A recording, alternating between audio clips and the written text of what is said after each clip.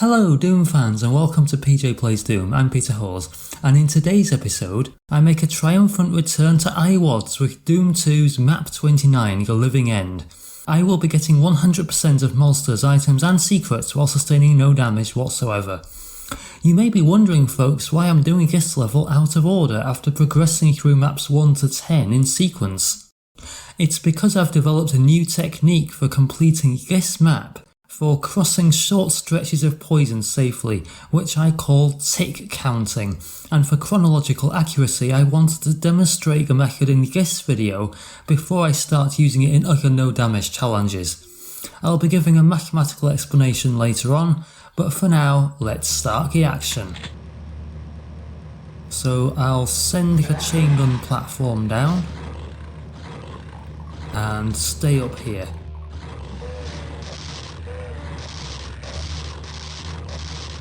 Because I don't want to get close to the monsters just yet. So I'm standing here, just trying to start some fights. They can see me from below. It's a bit quiet actually, because there's 5 monsters down there. Yeah, thanks. Yes, the final 2 are fighting. Oh, I dropped down too late and I made it. And in fact, some infighting is going on the far side to the left. Oh yeah, that's nice and lucky. That speeds things up a bit, folks. But yes, actually my tactics here require a lot of patience. You've got a mancabus up in the cage to the right there. So he's killed the revenant which was in the cage with him. Very occasionally the revenant wins, and in that case you should just give up, because there's going to be revenant missiles coming down here which are worse than useless.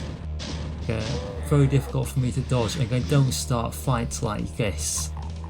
So the imp's just out of view on the left hand side of this rocky wall, which is to my left. They're being struck by the mancabus when I stand here. And a shortage of ammo in the early stages is one of the big challenges of this level, because the way I would normally play this map from pistol start is to jump into poison to go for the plasma rifle, but we won't be able to do that until we get a suit, which is quite a bit later on. So for now I need to use bullets and shells sparingly, and plenty of infighting will be helpful. What's interesting is I don't really think those imps managed to hit the mancabus at all. The mancabus is still aiming at me.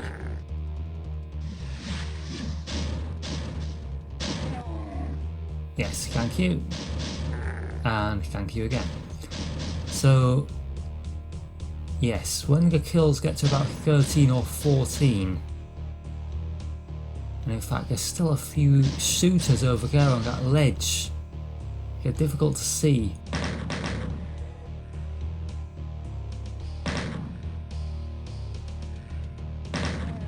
Oh, just avoid it being shot there. So yes, one of those on the far ledge died in the earlier infighting, and then those 2 were remaining. So yeah, I just risked getting shot by those chain gunners trying to start some fights. I suppose you could say it was a draw because the fights didn't happen and I didn't get hurt either. Yes, this imp has been aggravated by the mancabus, and I just avoided hitting him when I shot the chain gunner. Otherwise the imp would have turned on me.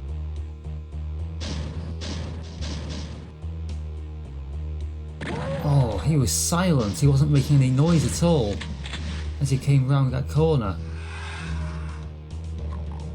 Now if I stand about here, well I have to move because of this imp.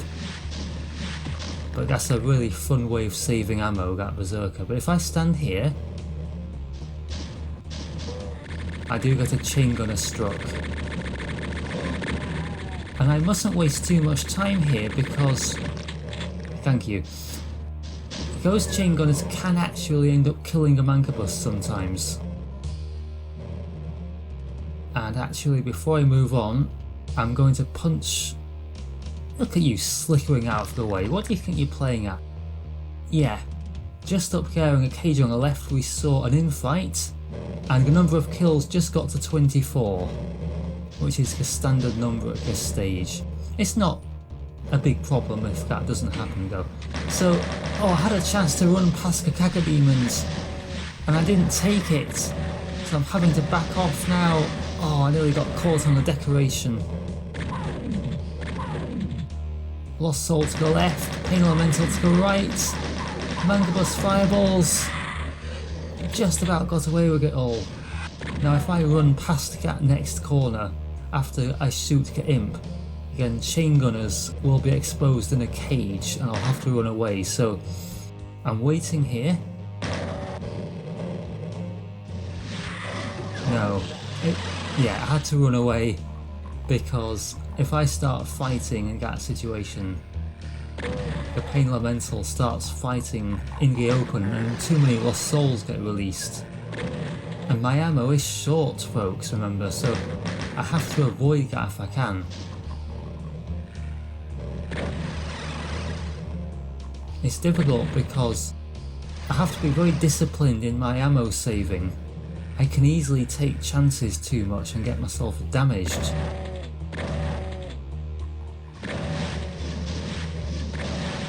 Yes, I've got two different targets aiming at me there, and now the next cacodemon comes along. Just about able to keep him at bay.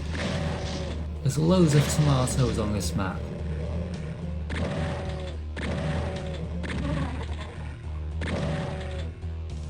So I did kill one of the Pain Elementals earlier, I'm awaiting another one. In the meantime, try to finish off this Hell Knight. Yes, he's gone. The Pain Elemental's still missing, so I'm going to go up these snaking stairs and deal with some imps. And if I just edge very carefully here, I can just about disturb this guy. He needed quite a lot of ammo to die there, that's quite surprising. Oh, I'm being a bit naughty, continuing to use the punch. And I got away with it. Really, I should flee down the stairs and use the chain gun for safety, but it's just so much fun using the Berserker. Still no sign of the Pain Elemental, so edging around that barrier, releasing 6 more cacodemons.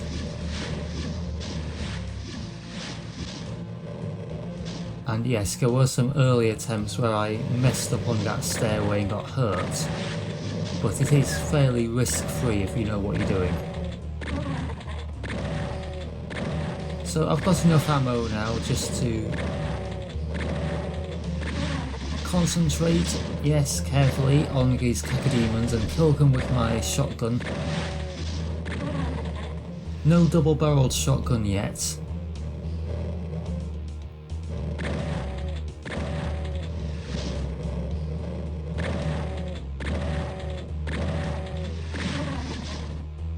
So I think there's 2 more to come.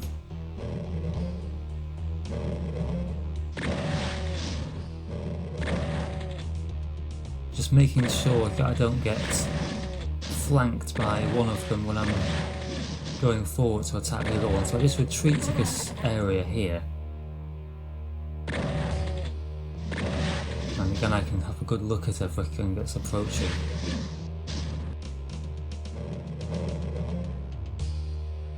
Yeah, a Lost Soul could be a precursor to the Pain Elemental approaching. Oh no, what am I doing this for? Cut that out! So tempting to use the Berserker excessively. I have to be very careful not to do that. Nope. Still can't see the pain elemental.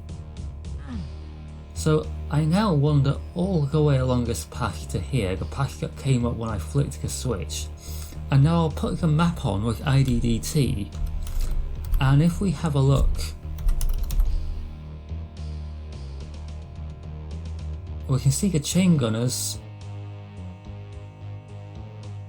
and in fact the pain elemental is just approaching. It was getting in the way of the chain gunners. But yes, the pain elemental was unusually stuck near its starting position and was stopping the chain gunners from teleporting away, which is what I'm relying on. When I wander over here, I'm doing it to drag the chain gunners out of that cage, because the only way back to that area, and this is when I heard the pain elemental approach,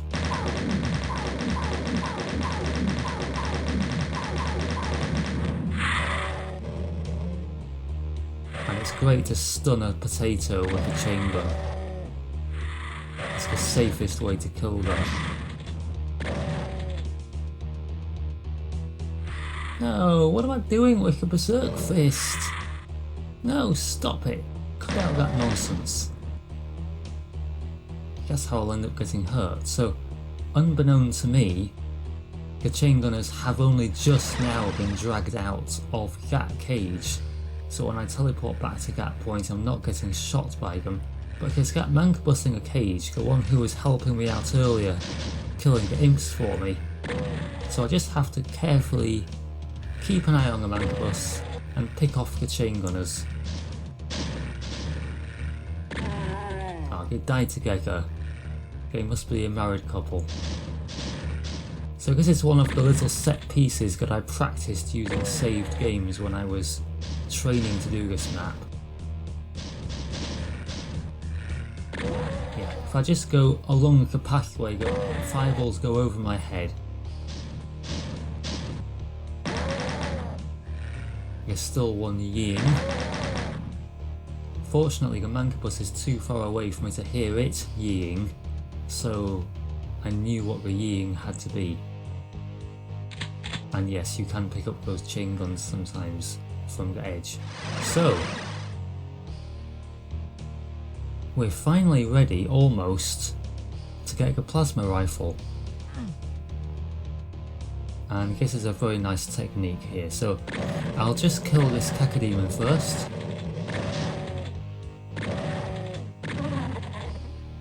So now when I get that suit, I'll have 60 seconds. Oh, I messed up slightly, but didn't quite get hurt by the poison. That was lucky. So, going through that teleporter is the quickest way to this plasma rifle. And I have to grab all of this ammo while I'm here because I can't come back without going through the poison again. So I must be quick but safe on that sneaking stairway. And now time to kill a pain elemental before I pick up the super shotgun. And now I'll drop down to the left for a switch. 2 cacodemons. That dead body could have really obscured if that cacodemon behind was firing. Nice bit of infighting there, but my suit has lasted, folks. I'm now out of the poison. And my suit is only just running out, so that worked beautifully. Even if I do say so myself. So as I pick up items here, we go up to 24 items, hopefully, yes. And a door has opened on the right hand side. I'm going to pick off some shotgun guys.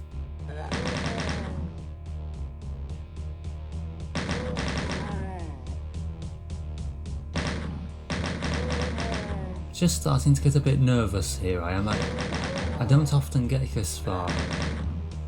Oh, he's wandering around and I nearly got shot. That was lucky.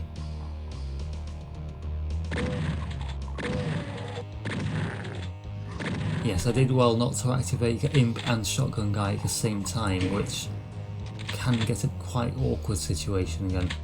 There's an arch file here.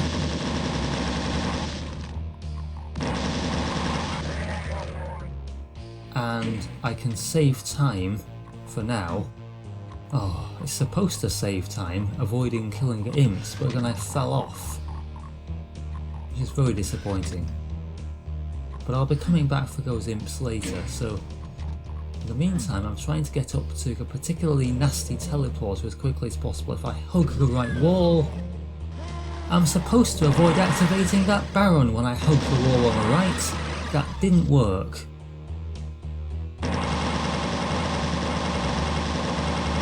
The important thing is I got behind him with a plasma rifle, so this is the nasty teleporter. I need to get some luck here with some zombie men, and I start firing before I go through the teleporter. Dodge the revenants, pick him off, and I've got away with it. And from this position, those shotgun guys, we can just see the tops of their heads. They can't hit me, but I can hit them. I just picked them off, nice and clinically. And at this point my heart is really racing because I've never got this far before. Oh, that was a bit tricky. So I do know how to finish off the level from here. In training efforts, I have finished off in one go. So I've just got to keep my cool and do as I've practiced. Yeah, those Baron fireballs on the left there were off-putting, but they weren't actually reaching me. And in fact, there's another shotgun guy I like to pick off here. Yes, because otherwise he seems to unpredictably wander around the corner and start affecting me. I don't exactly understand why.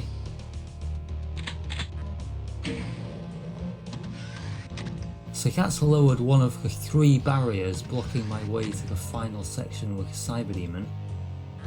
And there's a shotgun guy hiding behind this barrier, but he's already dead. There's a shotgun on the pathway there near the Baron.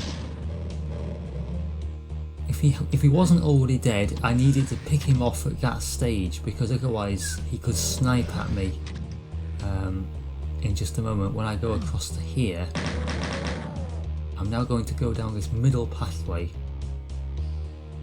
So you see the shotgun guy on the right would have been able to snipe at me in that position. So there's a few more shotgun guys along this path. And a revenant at the end of it. Oh, I needed to dodge a swerving missile there and just about managed it. Okay, now I need to take a journey through poison to get back to the lift on the right there. And if I just jump at a random time, I've got a 60% chance of being hurt. So I will use my tic-counting method, which I developed especially for this moment.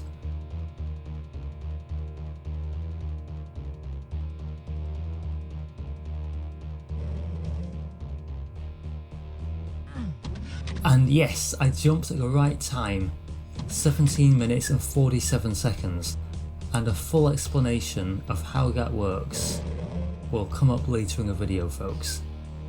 So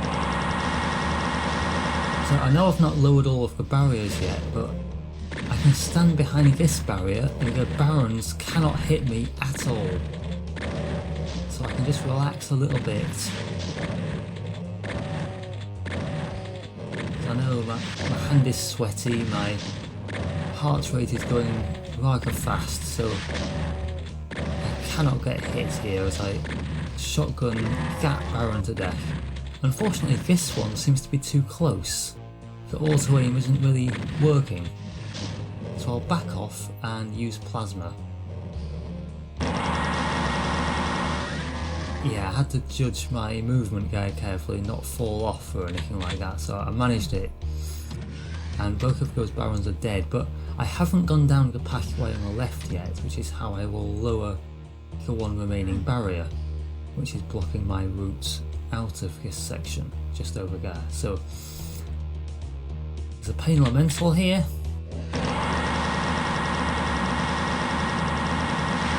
Oh! sort of nearly fell off there.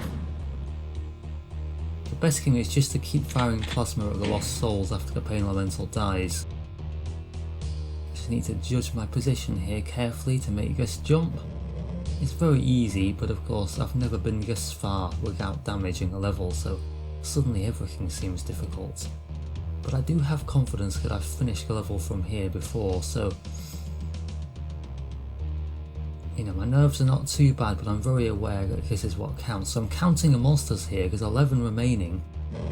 That includes 8 monsters I'm saving up from earlier, and the Cyber Demon, and 2 others. So they must be the Mangabuses in the cages, one of which helped me kill the imps earlier, and there's a corresponding Mangabus on the left hand side as well. So the best thing is to pick off the one on the left from here.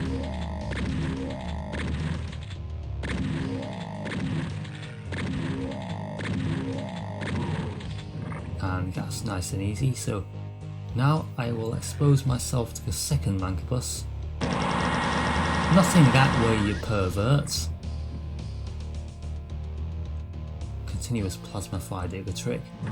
And I've sidestepped the line death that would have brought the Cyber Demon up. And I line myself up so I'm stood just behind the wall on the left there. Just behind the wall. And from this position, I have found I can injure the Cyber Demon and he can't hurt me. But I can only use shells and bullets. Had a good look at him there, but that's quite unusual. And I heard him get hurt there as well. So yes, it's slow, but it's perfectly safe, and if you want to blame anybody for this being boring, blame the guy who made this level.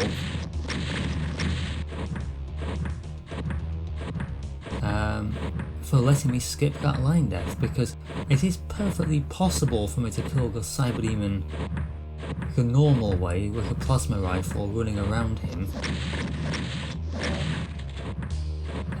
But Cyber Demon's movement can be unpredictable, and I can easily find myself suffering splash damage against these walls at the side. There's even a risk of running into the exit on the left by accident.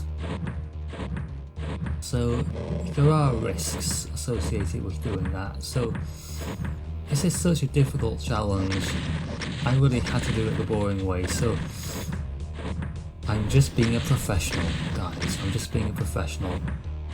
Now, I had the choice here when making the video to speed up the footage, but I can avoid that because I'll take this opportunity to explain the tic-counting mathematical method I used for the poison jump about 5 minutes ago. It may look like I got lucky, but this footage of me making the jump 10 times in a row, which I've sped up, shows there is skill involved. To be clear, that footage you're watching isn't this map 29, but a training level I made by editing the map in Doom Builder.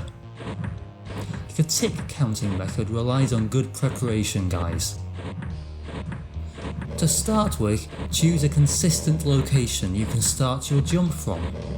In my case, I chose the back edge of the pathway as I face the lift. The reduced turning resolution we have in record mode makes it easier to be consistent with the direction we face. For the next step, we will need reliable and accurate measurements of the time we take from our chosen starting position to landing in a poison and the time we spend in the poison. I did this by repeatedly recording demos of myself executing a jump in a training level, and then slowing down the footage when playing it back. I use 5% speed in PR Boom Plus. At this stage, it doesn't matter whether we get injured by the poison or not, we just need accurate measurements of the timing. When recording these demos, I get in position to jump, and look at the map, counting the seconds on the clock, and using my sense of rhythm to start moving as the clock reaches 10 seconds. This is purely to create consistency, guys. I just need a reliable way of judging how long it will take from when I start intending to move. So the 10-second mark is just a standard point at which I intend to move. The Z coordinate of the poison is 400, and by having the player coordinates on screen as I play back the demos at 5% speed, I can accurately time how long I take to reach the poison and how long I spend in the slime. Carrying out many such experiments gives me confidence that my measurements are consistent. In this case, I found that I land on the slime 1.00 seconds after I aim to start moving. That's quite remarkable. It's 35 ticks, because there are 35 ticks in 1 second. The time I spent in the poison was between 22 and 23 ticks. Now, the way poison works in Doom is that you get hurt on multiples of 32 ticks from the start of the game, if you're stood on poison at those times of course. This coincides with the weapon bobbing timing as well, when the weapon gets to its highest point in the bobbing motion. So to be successful in taking no damage, we must avoid being on the slime at multiples of 32 ticks on the clock. Here comes the proper maths, guys. Pay attention at the back. In working out when to start our movement for the jump, we must calculate remainders after dividing by 32 for the number of ticks on the game clock. This means every time we encounter a multiple of 32, we can subtract it from our total and ignore it. It makes the maths a lot easier.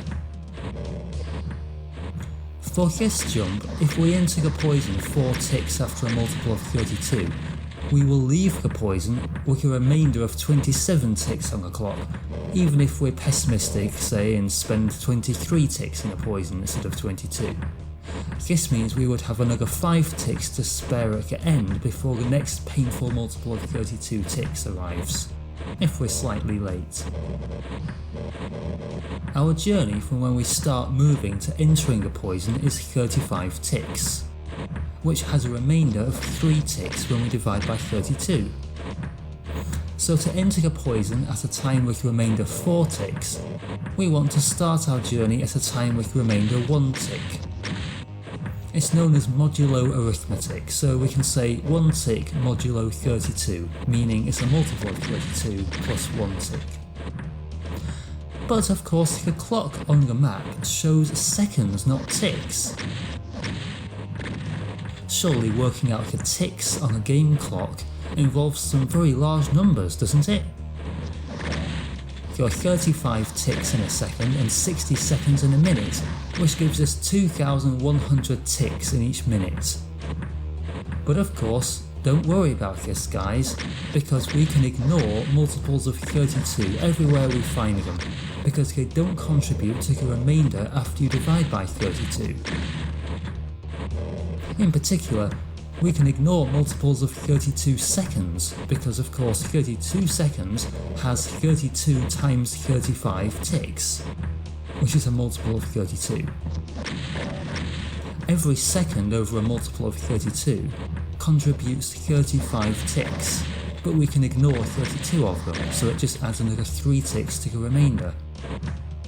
To start our journey for the jump, at a clock time of 1 tick modulo 32, we know each second over a multiple of 32 is contributing 3 ticks. After 2 seconds, we're contributing 6 ticks. From 3 seconds, 9 ticks, and so on. If we keep going with this, we'll find that after 11 seconds, we're contributing 11 times 3 equals 33 ticks. But we can ignore 32 of them, giving us a remainder of 1, which is what we're looking for. That's why if we start the jump 11 seconds after a multiple of 32 seconds, it achieves our objective of the number of ticks being 1 after we divide by 32. And this will work as long as I'm not either at least 4 ticks early or 5 ticks late, because of the numbers I was discussing earlier. So I've got over 1/10 of a second of leeway in both directions. So in my successful run, how did I calculate the multiples of 32 seconds? Well, a minute is 60 seconds, which is a multiple of 4 seconds, which makes 8 minutes a multiple of 32 seconds, so multiples of 8 minutes on the clock can be ignored. When I saw 17 minutes on the clock just before I was going to do the jump, I could ignore 16 minutes and just count it as 1 minute. Or minus 4 seconds if we prefer, because it's 4 seconds short of 64 seconds, which is a multiple of 32. So to get a remainder of 11 seconds modulo 32, I need 17 minutes and 11, which is the remainder I want, plus 4 to allow for a minute giving minus 4 seconds. Therefore 17 minutes and 15 seconds works. And also 17 minutes and 47 seconds works because that's 32 seconds later. Effectively, it's like waiting for a bus. Every time I turn up for the jump, on any attempts I was doing at the level, I would never have to wait more than 32 seconds to have a suitable time to jump. As long as I count the seconds in rhythm and I'm able to jump as reliably as I did when I was testing the timings, trying to jump on 10 seconds, and I wasn't more than 1/10 of a second out either way, I should make the jump without being hurt. So to recap again, the number of ticks in 17 minutes and 47 seconds, let's work it out ignoring multiples of 32, which tells us where we are relative to the multiples of 32, which are the really dangerous times when we don't want to be in the poison. 16 minutes can be ignored because 16 minutes is 16 times 60 seconds, which is 16 times 60 times 35 ticks, which can be rearranged as 32 times 30 times 35. So we've spotted a multiple of 32 and we can ignore it. We are left with 1 minute and 47 seconds, which is 107 seconds, which is 96 plus 11, which is just 3 times 32 times 35 ticks, plus 11 seconds. So again, we can ignore the first part because it's a multiple of 32. So we're left with 11 seconds, which is 11 times 35 ticks, which is 11 times 32 plus 11 times 3.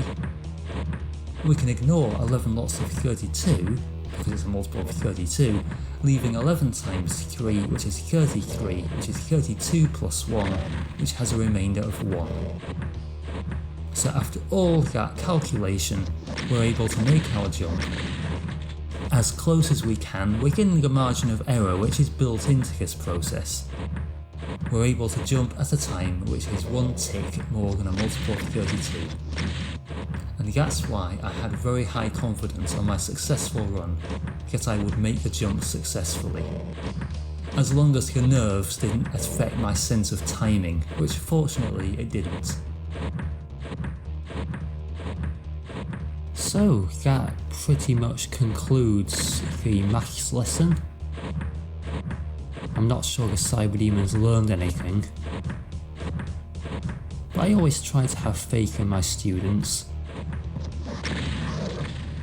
Anyway, class dismissed. So I will bring up the pit now to make sure I don't fall in, because if I did I wouldn't be able to get out again. And I need to go back for some monsters I didn't kill earlier, some Hell Knights and some Imps. So I'll be jumping into a teleporter pad marked by that bright square in the distance, and as I zoom in, I'm checking that I'm facing exactly due south, which means I'm aiming for that teleporter pad, which we can just see there on the map. So I did my tick counting technique again, guys. It's 92 or 93 ticks to get into the poison from here, and I spend only 6 ticks in the poison, and the math for this jump is on screen now if you want to pause the video.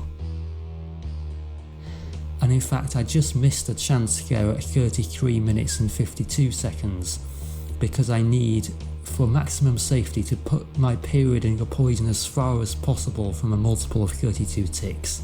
I want to jump at 16 seconds more than a multiple of 32. But I was just taking my time, to make absolutely sure my nerves were calmed and my maths was sound, because I was pretty nervous. So 34-24 is my next chance, and off I go. Yeah, for the cyber demon bit I practiced by standing in that spot, that safe spot. And I would actually go down for a meal for a full hour while I stood there, and I would come back and find the cyber demon hadn't hurt me. So that's how I knew I could stand there and not take any damage. So there's 2 more Hell Knights to deal with here. And I say, being able to bypass these monsters in the early stages saved me a lot of ammo.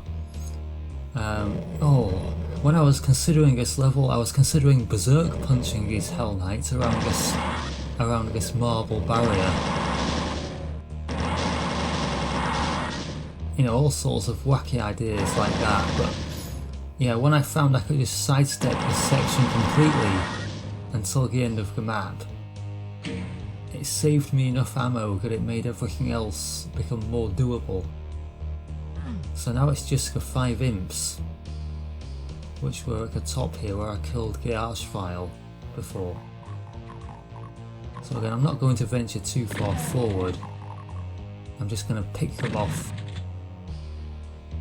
No, plasma can be used if I had it to, but bullets and shells are easier. As long as I don't go too far forward, I can't get hit, and that's all 107 monsters. That's the last item, the Berserker behind that switch. So all of the numbers are blue. I just need to make it to the exit now. And I'm going to go very slowly there. I really don't want to fall in. Got some more bullets there if I needed them. And over here, as I jump there, there's a box of shells that I didn't need earlier. So at the end of this map, I really did have a lot of ammo to spare, but in the early stages, I had to be very careful and use a lot of infighting. And that is such a great success, guys. I'm so proud of that. Map 29 done, 100, 100, 100, no damage. The training and strategy needed for each section of the map was very significant. For a long time I thought this level was impossible for no damage completion. But as I practiced fighting the cacodemons and pain elementals, and realised I could drag the chain gunners out of their cage, and figured out how to use the radiation suit to grab the plasma rifle, I started taking the revenant teleporter seriously, practicing that a great deal from saved games, until I found that my chances of doing that part unhurt went up towards 20%. With good play, when attempting the entire challenge, I reckoned I would reach that teleporter about once every hour, but I sometimes make silly mistakes as well. Still though, despite all of these advances, the poison jump threatened to infuriate me, so it was the difficulty of getting that far that motivated me to use the tic-counting method, which needed a lot of research, but rendered the poison almost risk-free, as long as my practice paid off and my timing wasn't affected by the nerves. That's why this map is too hard for a 5-star difficulty scale, folks, and definitely my proudest no damage achievement yet. Try it if you dare, guys, and let me know in the comments how you get on, and whether you can follow my maths at all. Feel free to ask me any questions you have about tic-counting, and hopefully I can help you understand it. Leave me a like if you like, subscribe to my channel for more no damage challenge videos, and until next time, take care of yourselves and of Doomguy. Goodbye.